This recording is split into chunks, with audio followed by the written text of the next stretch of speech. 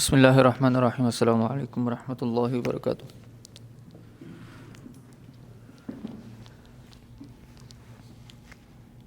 Dear students, hope you all are fine.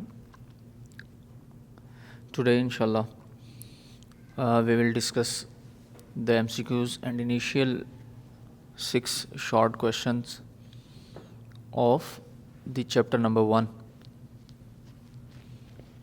and remaining short question in the next lesson.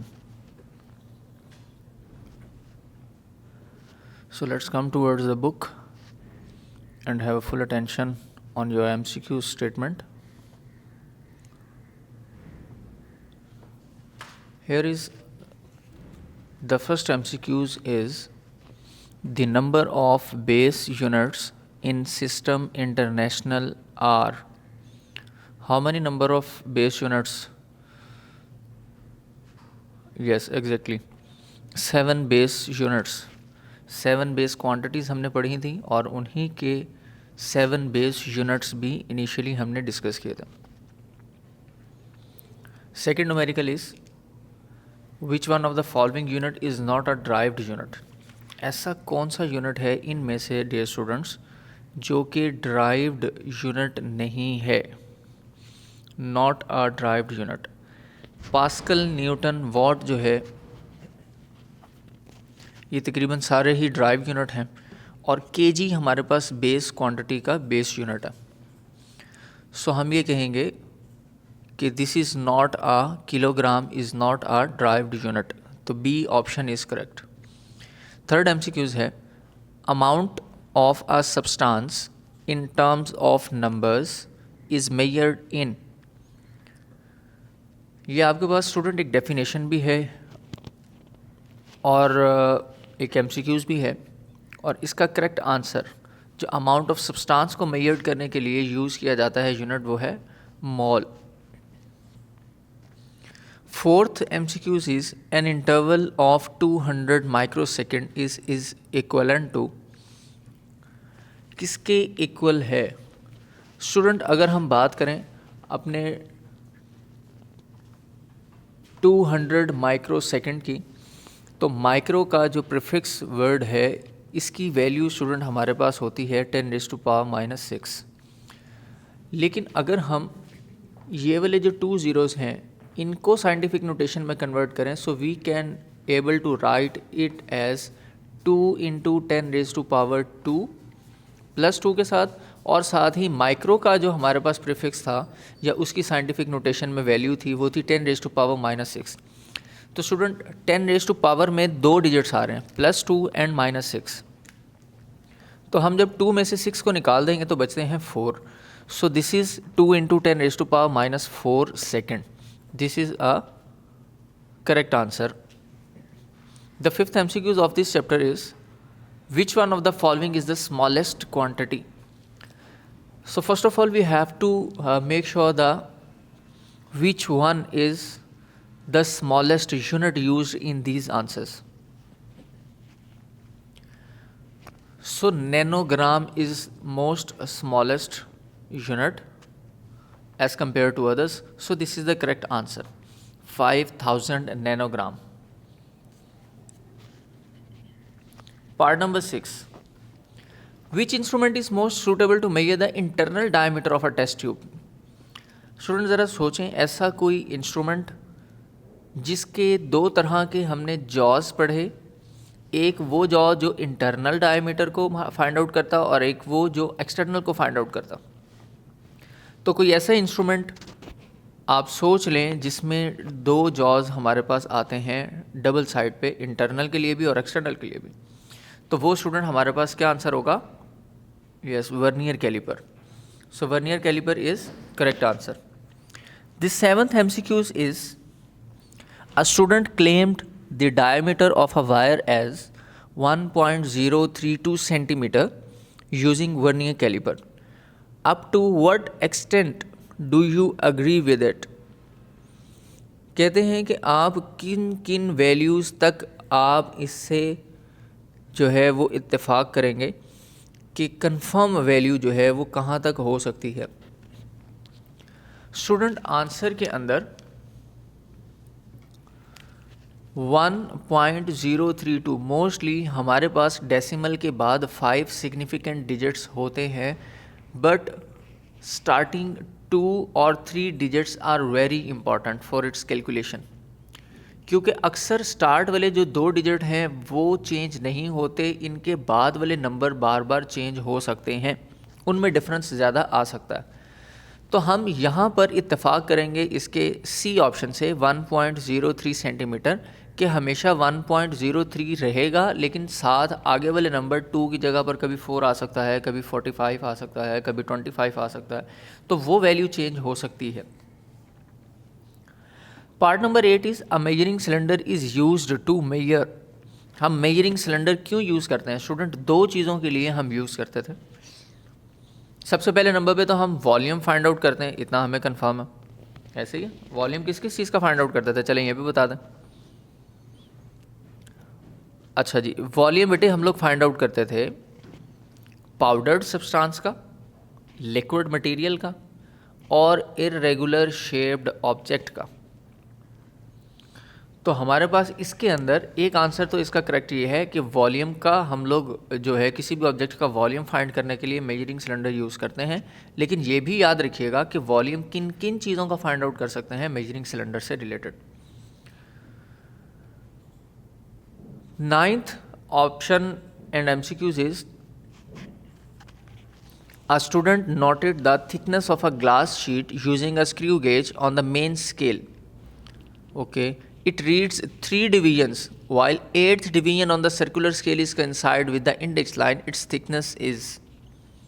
अब student ये आपके पास अगर आपको याद हो तो मैंने स्क्रू गेज और वर्नियर कैलिपर से रिलेटेड आपको जब लॉन्ग क्वेश्चन पढ़ाया था तो उसमें आपको एक टेबल ड्रॉ करके दिया था कि हम हमेशा अपनी मेजरमेंट को स्टार्ट करने से पहले मेन स्केल की रीडिंग चेक करते हैं, यानी पहले तो ज़ीरो एरर चेक करना, उसके बाद मेन स्केल की रीडिंग, फिर देन वर्नियर स्केल की रीडिंग, फिर वर्नियर स्केल रीडिंग को लीस्ट काउंट से मल्टीप्लाई करवाना, देन दोनों को ऐड कर देना, तो हमारे पास फाइनल आंसर आता था। और अगर कोई एरर था तो एरर की करेक्शन भी की जाती थी। तो वो प्रॉपर प्रोसीजर आप अगर फॉलो करें तो उसके मुताबिक फिर हमारे पास फाइनल आंसर हमें मिलता है स्टूडेंट 3.08 का। कैसे, मैं रिपीट कर देता हूँ। 3 is the main scale reading, 8th division is the vernier scale reading. Vernier scale reading को लीस्ट काउंट से मल्टीप्लाई करें, लीस्ट काउंट से मल्टीप्लाई करने के बाद 0.08 आंसर आएगा। इस आंसर को और इस आंसर को दोनों को ऐड कर दें तो 3 + 0.08 इज़ इक्वल टू 3.08 मिलीमीटर। तो ये आपके पास आपकी फाइनल स्टेटमेंट और आंसर होगा। 10th MCQs आपके पास है student, significant figures in an expression are. हम सिग्निफिकेंट फिगर्स किसको कहते हैं? कौन से ऐसे डिजिट्स हैं जिनको हम सिग्निफिकेंट फिगर्स कहते हैं? तो स्टूडेंट यहाँ पर उसकी डेफिनेशन देखनी है आपने और करेक्ट डेफिनेशन को मार्क करना है। ऑल द डिजिट्स, क्या सारे के सारे डिजिट्स सिग्निफिकेंट हैं? बिल्कुल भी नहीं। All the accurately known digits, क्या सारे वो वाले डिजिट्स जिनको हम अच्छे तरीके से जानते हैं वो हमारे पास सिग्निफिकेंट हैं? ये बात किसी हद तक ठीक है, बल्कि ज़्यादा ठीक है। सी ऑप्शन है जी, all the accurately known digits and the first doubtful digit. All the accurately known digits and the first doubtful digit के हमारे पास तमाम एक्यूरेटली नाउन डिजिट और फर्स्ट डाउटफुल डिजिट जो है वो हमारे पास सिग्निफिकेंट फिगर्स कहलाते हैं। Second, all the accurately known and the doubtful digit के सारे वो डिजिट जिनको हम जानते हैं और वो डिजिट्स जिनको हम डाउटफुल कहते हैं वो सारे सिग्निफिकेंट हैं। अब स्टूडेंट अगर अकॉर्डिंग टू डेफिनेशन देखें तो ये हमारे पास डेफिनेशन तो बिल्कुल परफेक्ट है। All the accurately known digit and the first doubtful digit is called significant figures. But अगर हम देखें कैलकुलेशंस के दौरान तो ये जो डाउटफुल डिजिट है इसकी कंडीशंस आ जाती हैं कि कहीं पर ये हमारे पास सिग्निफिकेंट होता है और कहीं पर सिग्निफिकेंट नहीं होता। तो अगर हमसे सिग्निफिकेंट फिगर की डेफिनेशन पूछी जाए तो सी ऑप्शन करेक्ट, लेकिन यहाँ उसने पूछा है कि significant figures in an expression are, तो हम सिर्फ बी ऑप्शन का करेक्ट करेंगे। All the accurately known digits, ऐसे डिजिट्स जिनको हम कंफर्म जानते होंगे वो सिग्निफिकेंट हैं। डाउटफुल के लिए हम अपनी कंडीशंस और रूल्स को फॉलो करेंगे। तो ये स्टूडेंट आपके पास कुछ आपके MCQs थे चैप्टर नंबर 1 के। उम्मीद है आपको क्लियर हो चुके होंगे, इनके आंसर्स भी मिल गए हैं। अब हम चलते हैं स्टूडेंट एक्सरसाइज के शॉर्ट क्वेश्चंस की तरफ। इनिशियल 6 शॉर्ट क्वेश्चंस आज इंशाल्लाह डिस्कस करेंगे। And the first short question is, what is the difference between base quantity and derived quantity? Give 3 examples in each case. Student most simple, आपने पहले base quantity की definition लिखनी है, फिर drive quantity की डेफिनेशन लिखनी है, and then give the 3 examples for each. Let's come on towards the notes book, and on this notebooks here is chapter number 1, and the question is, what is the difference between base and drive quantity? Give 3 examples in each case. So this is, first of all we have to write the definition of base quantity and then give the 3 examples, and then drive quantity and then 3 example. तो आप अपनी book से जो definition याद की वही यहाँ पर मेंशन कर सकते हैं. सेकंड क्वेश्चन है student, estimate your age in seconds. बहुत इंपॉर्टेंट शॉर्ट क्वेश्चन है, तो आपको इसकी प्रैक्टिस भी होनी चाहिए. इस क्वेश्चन को सॉल्व करते वक्त स्टूडेंट्स जो बहुत ही ज़्यादा मिस्टेक्स करते हैं वो ये कि सबसे पहले नंबर पर कोई भी एज आपने यहाँ पर सपोज कर लेनी है अपनी मर्ज़ी से. मैंने यहाँ 15 ईयर्स सपोज की. अब 15 ईयर्स से वो स्टूडेंट्स जो हैं वो डायरेक्टली शिफ्ट डेज़ पर नहीं होते, बल्कि सबसे पहले क्या करते हैं 15 को मल्टीप्लाई करवा देते हैं मंथ से जाते हैं डेज़ पे, डेज़ से आवर्स पे. तो ये एक गलत पैटर्न है, क्योंकि देखें अगर आप फॉर एग्जांपल ये सपोज कर लें जी कि कितने मंथ्स हैं हमारे पास पूरे ईयर के अंदर, तो 12 मंथ्स हैं. लेकिन अगर आप 12 मंथ में देखें कि आप हर मंथ ईच मंथ के अंदर कितने डेज़ हैं, तो आप कहेंगे 30 एवरेज बताएंगे. अदरवाइज़ तो हमारे पास फरवरी के अंदर 28 भी होते हैं, और इसी तरह हमारे पास कई ऐसे डेज़ हैं जिनमें हमारे पास 31 भी होते हैं. तो अब देखें कि आप लोग जब इनकी कैलकुलेशंस करते हैं तो आप एवरेज से मल्टीप्लाई करते हैं, तो 12 इंटू 30 ये आपके पास एग्जैक्ट डेज़ नहीं आते. लेकिन जो हमारे पास कमी पेशी के साथ हमने डायरेक्ट डेज़ कैलकुलेट किए हैं वो हैं 365 डेज़. तो हमें मंथ से डेज़ की तरफ जाने की ज़रूरत नहीं है, हम डायरेक्टली ईयर्स के अंदर कितने डेज़ होते हैं उससे मल्टीप्लाई करवा देंगे. इसी तरह डेज़, वन डे के अंदर कितने आवर्स होते हैं 24 आवर, उससे मल्टीप्लाई करवा देंगे. फिर 1 आवर में कितने मिनट्स होते हैं 60 मिनट. 1 मिनट में कितने सेकंड्स होते हैं 60 सेकंड्स. तो अब 60 सेकंड्स तक हमने जाना था, क्योंकि उसने कहा था estimate your age in seconds. तो सेकंड्स तक आ गए. ये एज इट इज़ आपने मेंशन करना है ताकि पता चले कि आपकी कन्वर्जन कैसी हो रही है. और लास्ट में आप इन तमाम डिजिट्स की वैल्यूज़ को आपस में मल्टीप्लाई करें और आपके पास आंसर आ जाएगा इन सेकंड्स. तो ये बहुत ही इंपॉर्टेंट शॉर्ट क्वेश्चन भी है. क्वेश्चन नंबर 3 है student, what role system international unit have played in the development of science. ये एक क्वेश्चन जब सिस्टम इंटरनेशनल का डिटेल्ड एक्सप्लेनेशन में मैं आपको बता रहा था, तो मैंने आपसे कहा था कि ये क्वेश्चन 3 तरह से आपसे पूछा जा सकता है. जैसे for example, what is SI means के system international, define system international, what is the role of system international, और एक ये उसी का एक पार्ट है जिसमें एक सेंटेंस और ऐड कर दिया गया, what role system international units have played in the development of sciences. So same इनकी डेफिनेशन है स्टूडेंट, आपने वहीं से स्टार्ट करनी है. The 11th general conference on weight, ये इसकी कॉमन डेफिनेशन है, और ये स्टार्ट के अंदर उसकी डेवलपमेंट के बारे में बताया गया.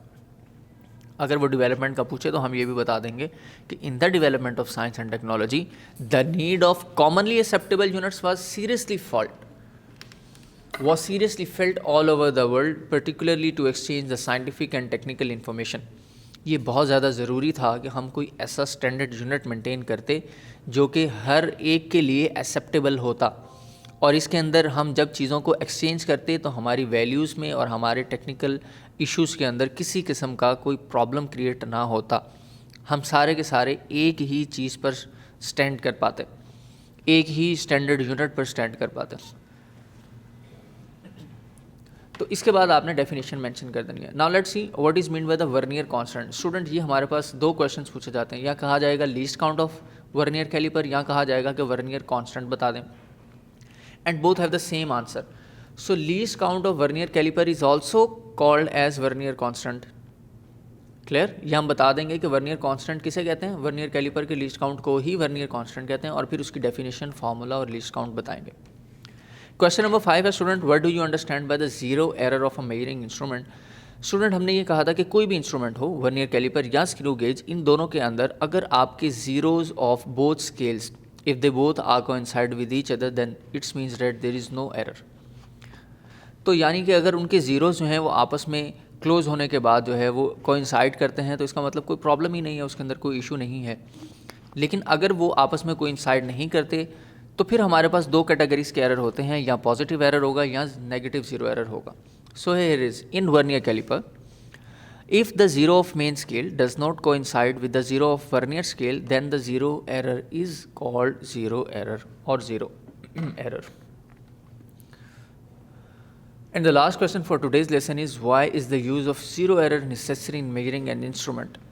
स्टूडेंट, ज़ीरो एरर अगर आप चेक नहीं करेंगे या उसकी करेक्शन के लिए उसकी रीडिंग को नोट डाउन नहीं करेंगे तो आपके आंसर की प्रिसीजन जो है वो एक्यूरेट नहीं होगी, प्रिसीजन जो है वो मोर प्रिसाइज नहीं होगी, आंसर ठीक नहीं होगा, कुछ ना कुछ डिफरेंस जो है वो उसके अंदर आ रहा होगा.